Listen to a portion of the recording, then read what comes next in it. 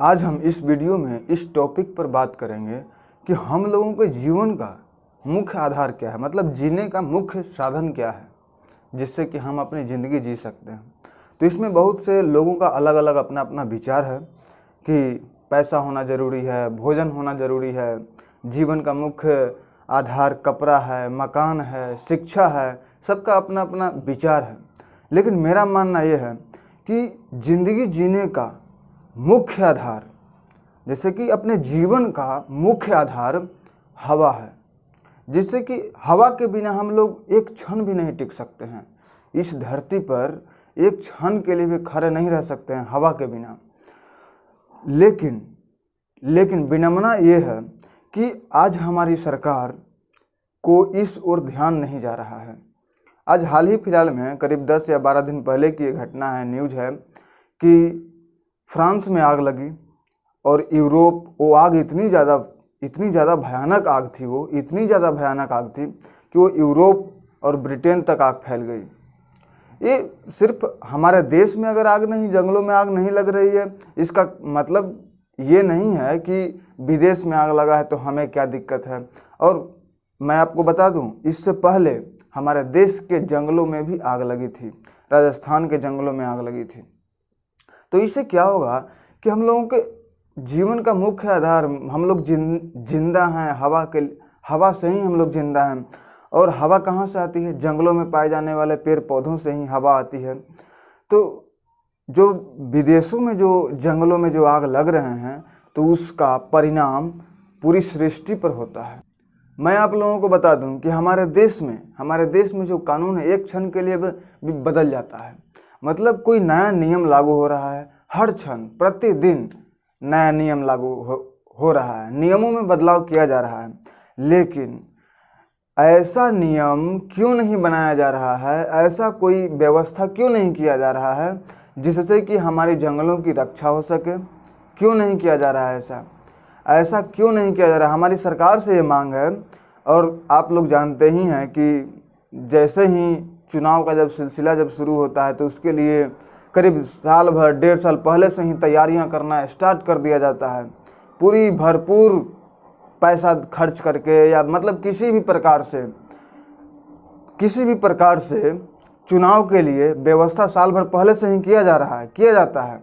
लेकिन अब जंगलों में आग लगती है प्रचंड गर्मी के कारण ही जंगलों में आग लगती है। तो गर्मी का मौसम शुरू होने के महीना दिन, 2 महीना पहले क्यों नहीं उसका उपाय किया जाता है? क्यों नहीं तैयारियां की जाती है कि भाई जंगलों में आग ना लगे? कोई ऐसा क्यों नहीं व्यवस्था किया जाता है जिससे कि जंगल में आग ना लगे? और अगर जंगल में आग लगे तो उस पर क्षण भर में उस पर काबू किया जाए, क्योंकि जंगल में सूखी लकड़ियां इतनी होती है कि क्षण भर में वो प्रचंड आग पकड़ लेती है। तो कुछ ऐसा कड़ा इंतजाम क्यों नहीं किया जाता है? कुछ ऐसा कड़ा उपाय क्यों नहीं किया जाता है जिससे कि जंगल में आग ना लगे? अगर आग लगे तो उस पर तुरंत काबू पाया जाए, वो आग ज़्यादा फैले नहीं, प्राकृतिक संसाधनों को, प्राकृतिक जो संपत्ति है उसको ज़्यादा भस्म ना करे, वो खत्म ना हो। मैं आप लोगों को एक बात बता देता हूँ कि हम लोग जीवित हैं तो प्राकृतिक जो संपत्ति है उसी के कारण हम लोग जीवित हैं। और हम लोग प्राकृतिक संपत्ति को बढ़ा नहीं सकते हैं, लेकिन उसको मतलब बचा सकते हैं। प्राकृतिक संपत्ति को हम लोग बचा सकते हैं। हमारे देश की जनसंख्या इतनी बढ़ गई है कि हम लोग हम अपनी प्राकृतिक संसाधन को बढ़ाने के बजाय क्या कर रहे हैं? हम लोग उसका नाश कर रहे हैं, उसको ख़त्म कर रहे हैं। लोग पैसों कमाने के चक्कर में इधर उधर भाग रहे हैं। लेकिन हमारे आसपास आप देखे होंगे, आप हाल ही फिलहाल के मतलब एक पेपर में एक न्यूज़ आया था कि बिहार की जल स्तर करीब हमारे अनुमान से अंदाज़ा मैं बता रहा हूँ कि 9 मीटर नीचे चली गई है। पिछले कुछ वर्षों की अपेक्षा बिहार में जलस्तर जो है भूमि से 9 मीटर नीचे चल गई है। क्यों चली गई है? जब पेड़ पौधे ही नहीं रहेंगे तो जलस्तर तो नीचे जाएगा ही जाएगा।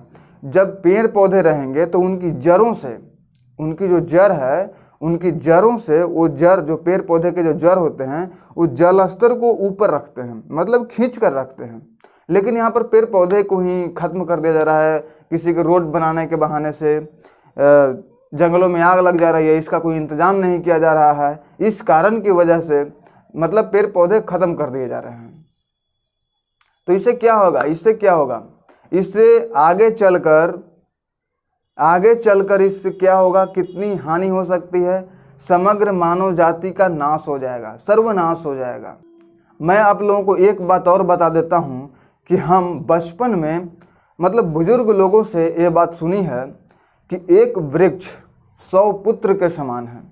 अगर आप एक हरे भरे वृक्ष को अगर आप काट रहे हैं तो आप अपने वंश को काट रहे हैं, और जब आपके वंश जब कट जाएंगे तो आपका अस्तित्व खत्म हो जाएगा।